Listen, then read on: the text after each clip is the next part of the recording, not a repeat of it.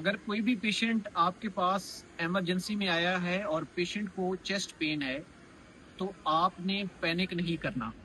Chest pain harmless भी हो सकती है और ये हार्ट अटैक भी हो सकता है। आपने फर्स्टली एक्ट करना है, सिंपल स्टेप्स को फॉलो करना है। सबसे पहले आपने मरीज का ब्लड प्रेशर चेक करना है। अगर ब्लड प्रेशर ज़्यादा है और पेशेंट को चेस्ट पेन है, तो आपने हाइपरटेंसिव इमरजेंसी, आयोटिक डाइसेक्शन या myocardial infarction acute coronary syndrome का सोचना है।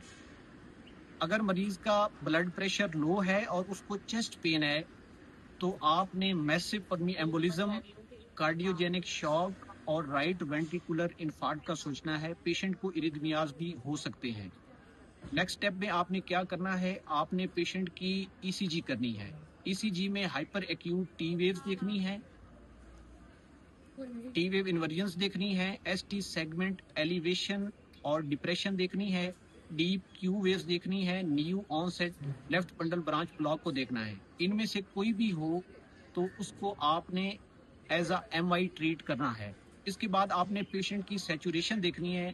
अगर पेशेंट की सैचुरेशन कम है और उसको साथ चेस्ट पेन है, तो आपने pneumothorax, massive pulmonary embolism, ACS with acute pulmonary oedema या एक्यूट लेफ्ट वेंट्रिकुलर फेलियर का सोचना है। और अगर पेशेंट को चेस्ट पेन हो रही है और उसको एक्सेसिव स्वेटिंग है, नोजिया, वोमिटिंग है और वो चेस्ट पेन जॉ की तरफ रेडिएट कर रही है, तो ये एमआई हो सकता है। आपने पेशेंट को मॉर्फिन, ऑक्सीजन, नाइट्रेट्स और एस्प्रिन देनी है। पेशेंट को थ्रोम्बोलाइज करना है और उसको टर्शियरी केयर में रेफर कर देना है। बहुत शुक्रिया।